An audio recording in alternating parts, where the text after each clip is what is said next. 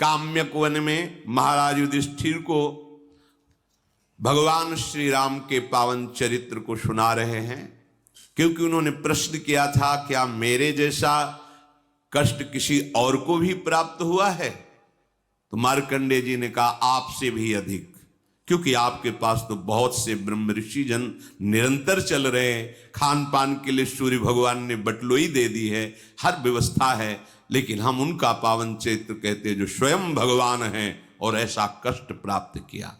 कल विश्राम हुआ था, शियाजू को श्रमित जान करके एक वट वृक्ष के नीचे सुंदर घास तृण की शैया लगाकर लक्ष्मण जी द्वारा भगवान सियाराम शयन किए। लक्ष्मण जी कभी शयन नहीं किए, 14 वर्ष लक्ष्मण जी कभी शयन नहीं किए। जहां सियाराम शयन कर जाते 10 कदम दूरी पर वीरासन पर बैठ जाते, रात भर सावधान होकर के जगते रहते। बलिहारी है, जब लक्ष्मण जी की बात आती है तो बलिहारी है, सेवा की बलिहारी। 14 वर्ष पलक नहीं झपा, कभी लेटे नहीं, कभी सुख की याद नहीं की, निरंतर सियाराम के सुख में मगन रहे।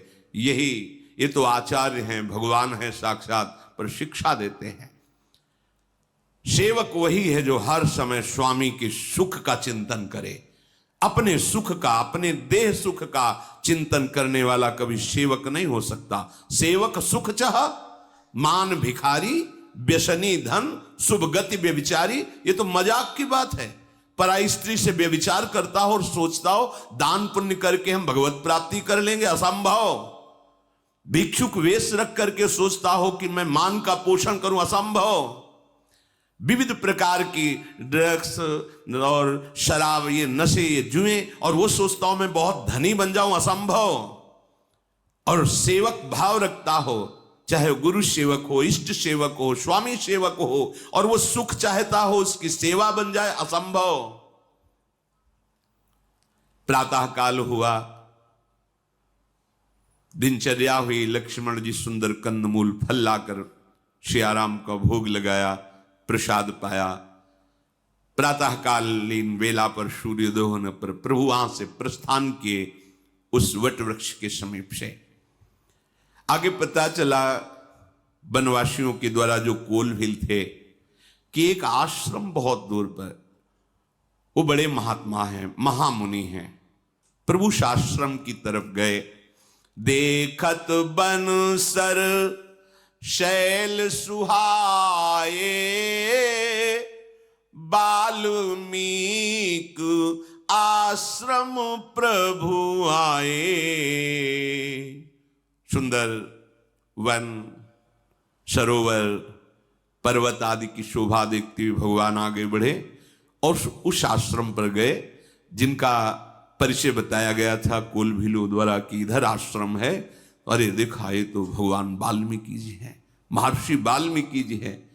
सुंदर वहां सरोवर है, मुनि का निवास स्थान जहां है, बड़ा पवित्र जल है उस सरोवर का। कमल खिले हुए हैं, भौरे मकरंद रस से मतवाले होकर गुंजार कर रहे हैं, पशु पक्षियों का कोलाहल हो रहा है।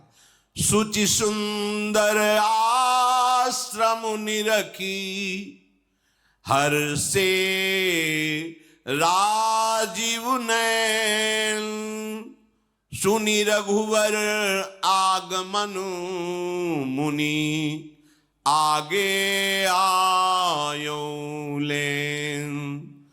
प्रभु बहुत आनंदित थे।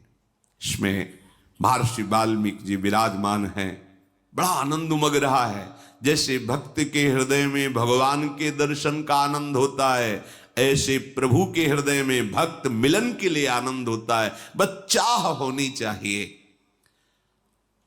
शिष्यों ने सूचना दी, भगवान श्री राम सिया लखन पधार रहे हैं। आनंद से पुलकित हो गए श्री वाल्मीकि जी।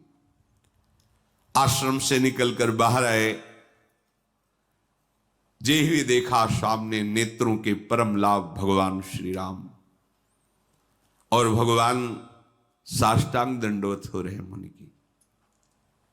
बड़े बड़े ऋषि मुनि इन्हीं का तो ध्यान करते, इन्हीं का चिंतन करते हैं, पर कैसी मर्यादा प्रभु, मर्यादा पुरुषोत्तम है। देखा ऋषि प्रणाम।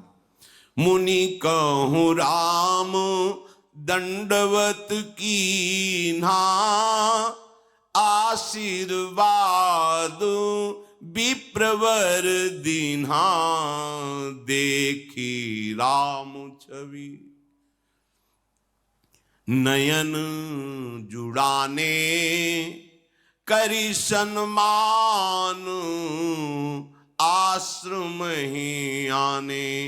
नयन जुड़ाने, ये नेत्र तभी शीतल होते हैं जब भगवत साक्षात्कार होता है। आज मानो सारा साधन, सारी तपस्या सफल हो गई, भर नेत्र प्रभु की शोभा का पान करके पधारिए प्रभु, आश्रम में लाए।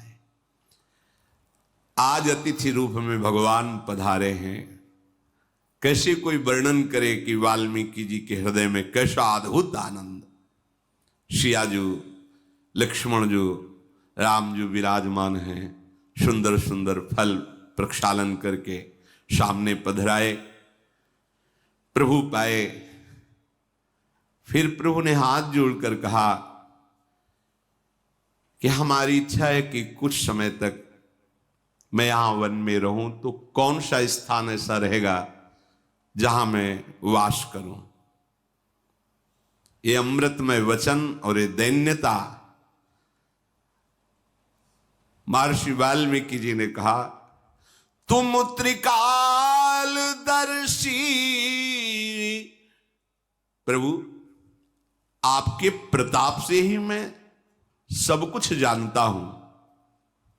क्योंकि ये जो त्रिकालज्ञ ज्ञान है, ये किसी की साधना से नहीं मिलता, भगवान की ही कृपा से मिलता है। और भगवान पूछ रहे हैं कि तुम्हें भूत भविष्य वर्तमान तीनों काल का ज्ञान है, तो आप मुझे बताओ मैं किस जगह रहूं जिससे किसी मुनि को क्षोभ ना हो और हमारी दिनचर्या ठीक से चले। आप कृपा करके बताइए। महर्षि जी कह रहे, यद्यपि आप त्रिकालज्ञ हैं, आपके ही त्रिकाल ज्ञान प्रदान से मुझे ज्ञान है, पर भगवान बड़ाई जब देना चाहते हैं ना, तो अपनी वस्तु स्थापन करके ही पूछते हैं। प्रभु, आपके वचन सुनकर दूसरों को तो हो सकता है कि मोह हो जाए। प्रभु बड़ाई जब देते हैं ना, तो कोई बहुत प्रवीण भक्त होता है जो बच पाता है। ऐसा लगने लगता है कि मेरे में ये गुण है। प्रवीण भक्त में, शरणागत भक्त जो वास्तविक हृदय से, ऐसा नहीं होगा। आगे का प्रसंग है, श्री हनुमान जी महाराज जब लंका पर विजय प्राप्त करके वापस होते हैं, मुख प्रसन्न तन तेज विराजा, कीनेस रामचंद्र कर काजा, जय हो जय हो जय हो रही हनुमान जी की। समीप आए तो कर गए निकट बैठा पास, अपने समीप अपने हनुमान जी सरक करके प्रभु के चरणों में बैठ गए। पूछा, हनुमान, रावण द्वारा पालित लंका में देवता का भी प्रवेश नहीं हो सकता, आप कैसे प्रवेश किए? असुरों का संहार करके पूरी लंका को भस्म कर देना बहुत प्रशंसनीय कार्य। सिया जी की खोज कर वो क्या बोल रहे हैं? बोला वचन विगत अभिमाना, शाखा मृग के बड़ी मनुष्याई, शाखाते शाखा पर जाए। प्रभु मेरी ताकत की अगर बात पूछो तो एक डाल से दूसरी डाल पर जाना है, और ये जो समुद्र को लांघना, लंका जलाना, ये तो सब आपका प्रताप में देख रहा था। निमित्त केवल हनुमान था, काम कर रहा था राम प्रताप। ऐसे महर्षि संकेत में कह रहे कि आपका त्रिकालज्ञ जो महिमा में स्वभाव है वही यहां उतरा हुआ है, और आप हमसे पूछ रहे हो कि मैं कहां रहूं। प्रभु आपका स्वभाव ऐसा है, इसलिए आप ऐसा कह रहे हो। कस न कहू वस रघुकुल के तू, तुम पालक संतत श्रुति से तू। प्रभु आप जो बोल रहे हैं ना, मुझे आश्चर्य नहीं हो रहा, क्योंकि आप सदैव भक्तों को बढ़ाई देते हैं, वेद की, धर्म की मर्यादा का पालन करने वाले हैं। आपका जो स्वरूप है ये अगोचर है। राम स्वरूप तुम्हार वचन अगोचर बुद्धि पर, अभिगत अकथ अपार, नेति नेति नित निगम कह। वेद भी नेति नेति कह के वर्णन करते हैं। आपके स्वरूप का कोई वाणी से या बुद्धि के द्वारा अनुभव नहीं कर सकता, अगोचर है। पर ये अगोचर जब कृपा करते हैं तो गोचर हो जाते हैं। बुद्धि वहां नहीं पहुंच सकती पर हमारी बुद्धि में वो आ जाते हैं। मन हमारा नहीं पहुंच सकता पर वो हमारे मन में आकर के बैठ जाते हैं। नेत्र हमारे नहीं देख सकते लेकिन वो हमारे नेत्र ही बन जाते हैं। पी मूर्ति नैनन बसाए, समा गए नेत्रों में। जगु पेखन तुम देख निहारे, विधि हरि शंभु नचावनिहारे।